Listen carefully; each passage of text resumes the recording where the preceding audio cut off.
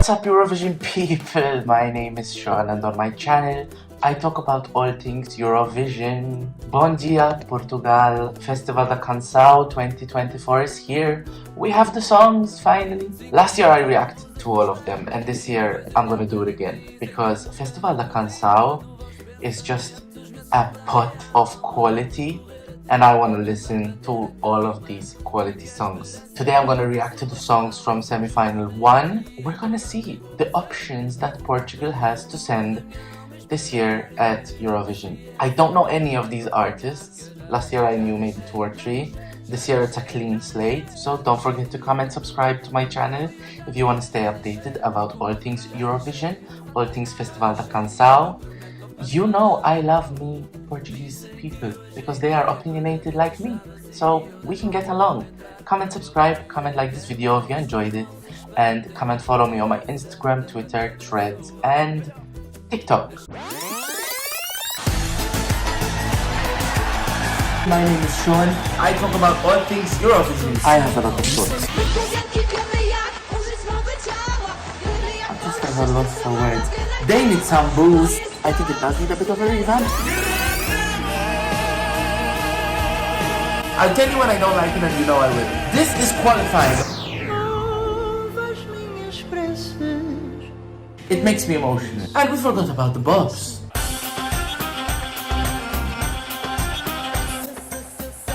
The Lord has heard my prayers. What do you guys think? Comment, subscribe. Bispo with Casa Portuguesa, which out of common sense I'm guessing means Portuguese house. Music and lyrics by Bispo himself, so this is a singer-songwriter situation. Kind of a low-key ballad, but a rap ballad. Reminds me a little bit of Saudade Saudade in the way, it's not the same genre, but in the way that if this had to go to Eurovision, you see I'm already thinking Eurovision.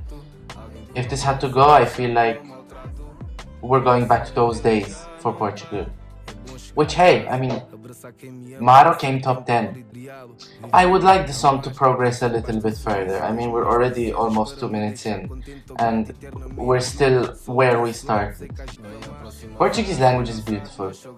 Can I just say, like these, ever since I've been living in Spain, I'm just obsessed, really. I'm obsessed with Spanish, Portuguese, French, Italian. Yeah. I like it. I like the way it sounds. I like the way it complements the music. Yeah. This is very low-key. I would like it to progress a little further. I like it, but I know that it's not gonna be my favorite. I can enjoy listening to it maybe when I'm on my walk at like 11:30 at night, but that's as far as it goes for me. Bispo, obrigado. We are moving on to the next song, which is by Iolanda. She looks, in this photo, she looks like Annalisa from Italy, with that like really dark eyeshadow and that really striking look. She's looking straight into your eyes.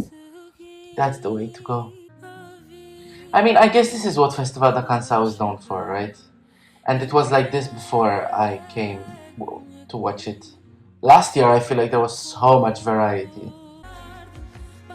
I'm curious to see how they're going to stage these songs. You know, Festival da Canção is quite low-key, but they actually do try to make a very conscious effort into giving a staging identity to the songs that is different from one another.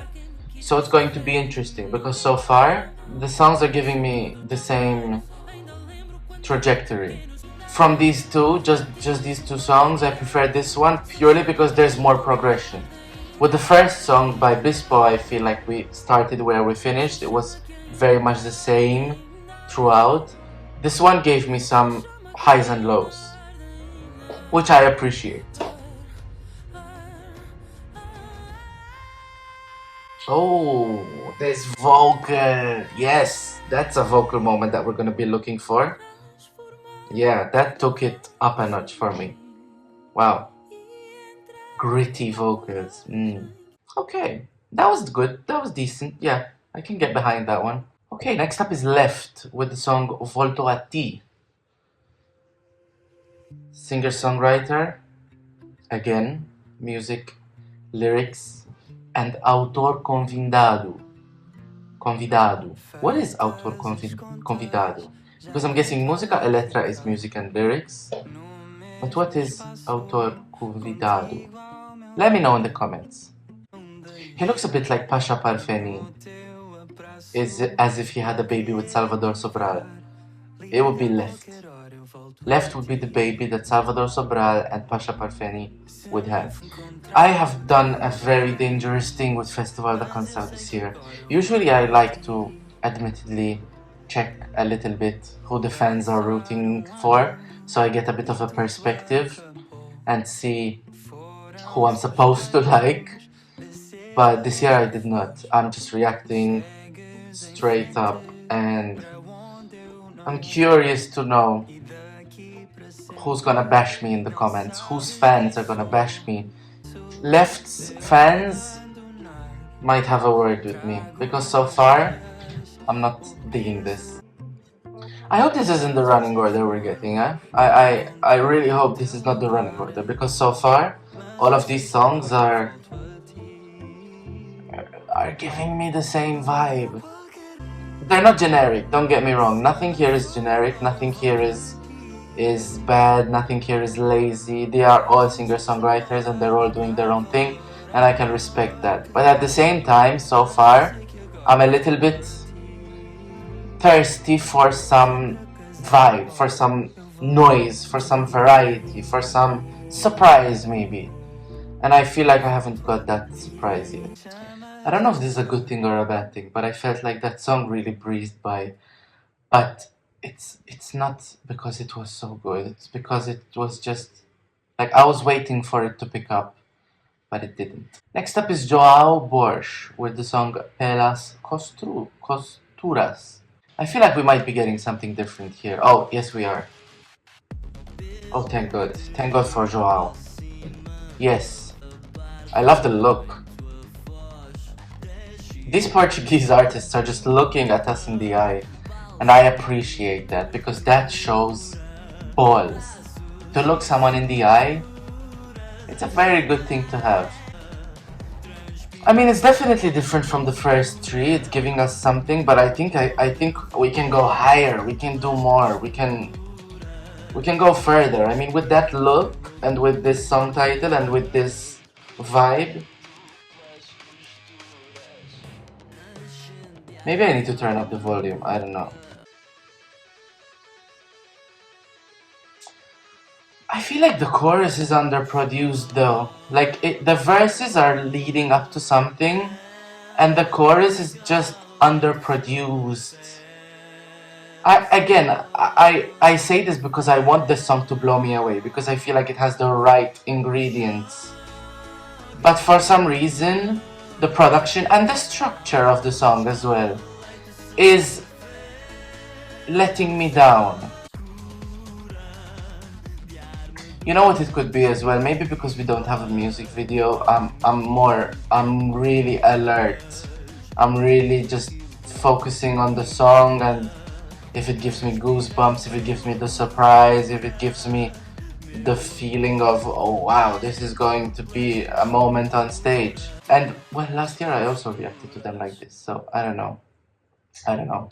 Next up is MELA with the song Agua, which I'm guessing means water. Once again, are they all like this? Well, they usually are like this in Festival da Canção, right? Every artist writes their own song and lyrics. It's something I appreciate a lot, because I feel like in Eurovision, if everyone did that, I mean, obviously not everyone can do that, but if everyone did that, I feel like the quality, at least, you know, across the board would improve so much. Especially on the authenticity scores. Okay, we're getting something. We're getting some sort of production. We're getting something completely different from the ones before. At least I'm moving. Can you see me doing this? I'm moving.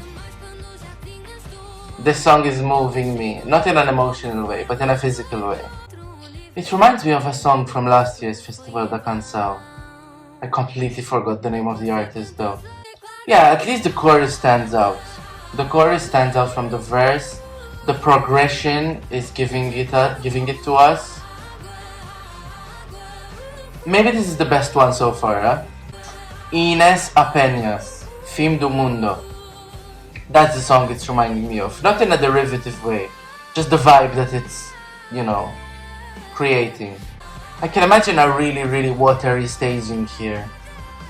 Like something along the lines of Tiana from Serbia in 2017, but in a much more original way.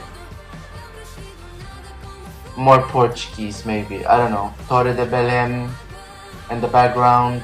We can rip a page out of France's staging book and do that, who knows. But hey, I enjoyed this.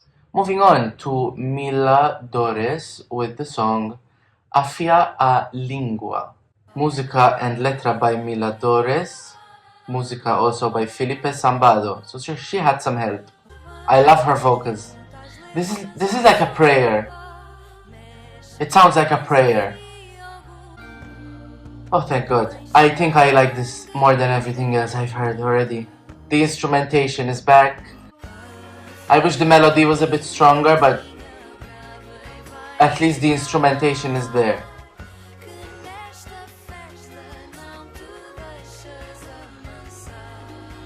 The chorus stands out, although melodically I think the verse hit harder. I feel like the melody is a bit jarring though. The production is good, the structure of the song works, but the melody could be a bit stronger, because everything else is in the right measure. You know, her vocals are very inviting. The production works, there is some sort of instrumentation with a hint of ethnic. The melody needs work. The melody needs work. It's a shame.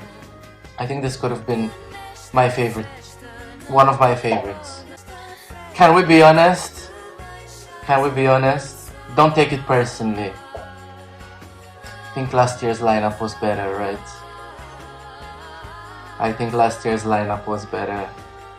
There was more variety. I'm not saying that these songs are bad, but there was more variety. But hey, this one has good things going for it. Next up is NENA with Teorias da Conspiração, which I'm guessing means conspiracy theories. I am going to apply for a Portuguese A1 course, and I'll see how long it takes me to get the certificate. NENA. You know, in Maltese, NENA is a short way of saying the name Carmen. I'm guessing, you know, Nena, Carmena, or maybe Mena is their short way of saying Carmen. I feel like it's building. So far I'm not really enticed, but there's promise. There's promise. The song title was really interesting, I'm not gonna lie. I expected something. It enticed me. The song title enticed me. You know what? The beauty of the Portuguese language is really highlighted in this song. I feel like this is where a lyricist is doing really, really well. So even if you don't like the song, the beauty of the language is really coming across here. Even the song title, just Teorias da Conspiração. You know, we're getting music just by saying the words. I feel like with the melody though, this one and the song before it, it's like it's a bit too nice, you know? I want some edge, I want some twists, I want some suspensions, I want something that keeps things interesting. And so far, it feels like everything is just too nice. Does that make sense? Thank you very much, NENA. Next up is Noble with Memory. Are we on to our first English song? He looks like Harry Styles, but older. More mature, you know?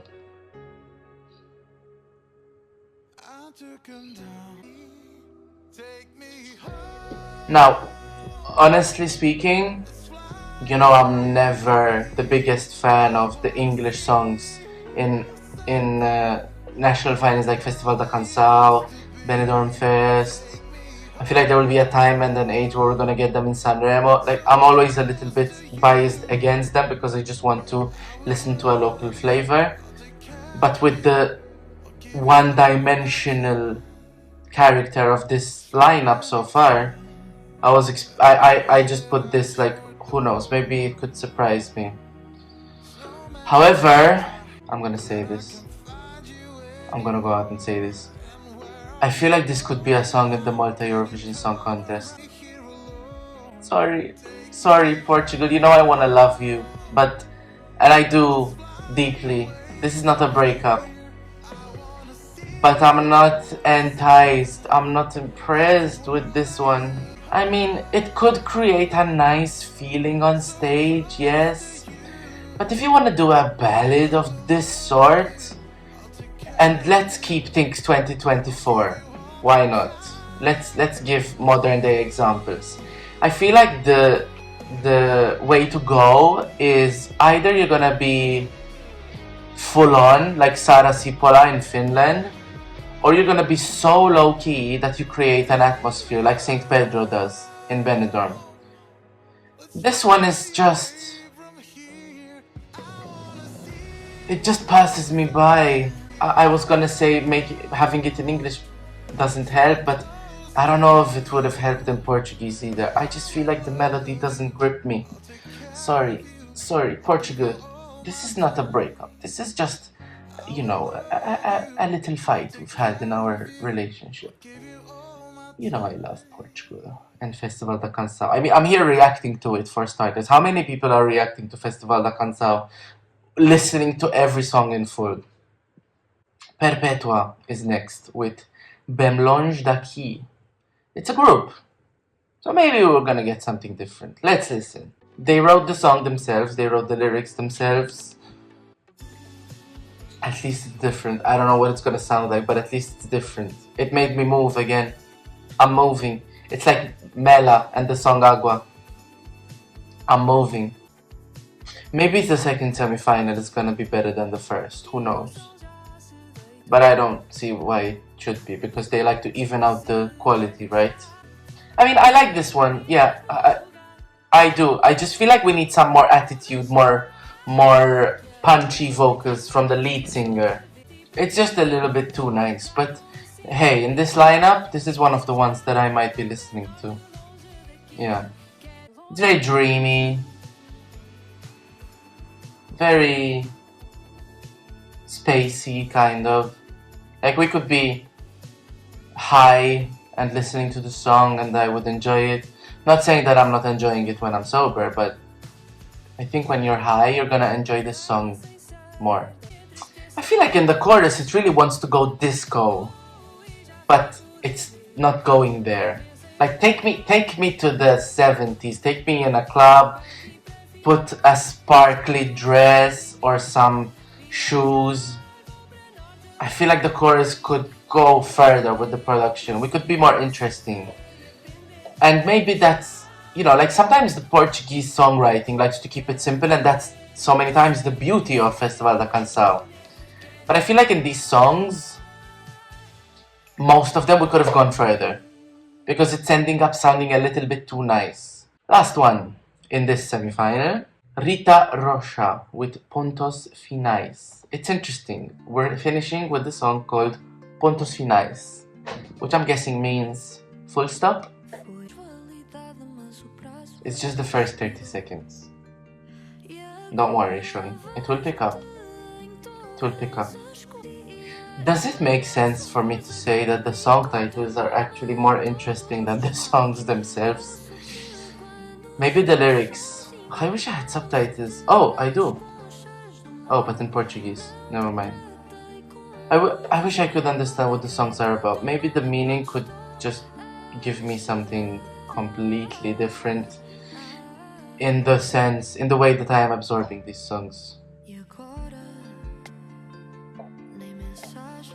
I wanted this to pick up,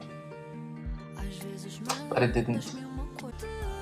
I feel like it's picking up just a little bit in terms of tempo. The rhythm is still what it is, the melody is unfortunately lacking. It's like the tempo is picking up to a point where at least it's keeping me from falling asleep. I hate to say this about Portugal, but I was expecting so much more after last year. Last year was such a good Festival da Canção. So maybe, you know, big shoes to fill, a tough act to follow. Oh, we're getting some percussion.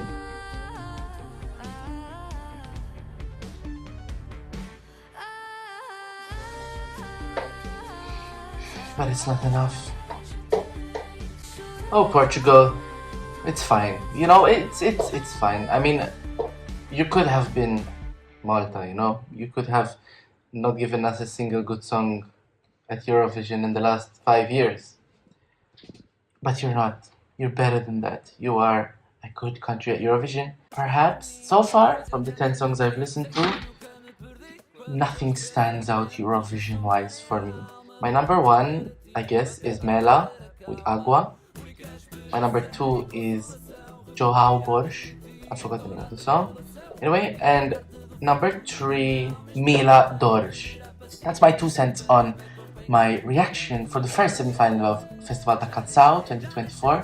What do you guys think? Let me know your thoughts in the comment section down below. Comment, subscribe. I would love to have you here. I'm a fan, even though it doesn't look like it in this reaction. I'm a fan of Portuguese music. Comment, like this video, comment, subscribe, comment, follow me on my Instagram, Twitter, Threads, and TikTok for more Eurovision related material. And I will see you for my semi-final 2 reaction video of Festival da Canção. Obrigado, thank you very much.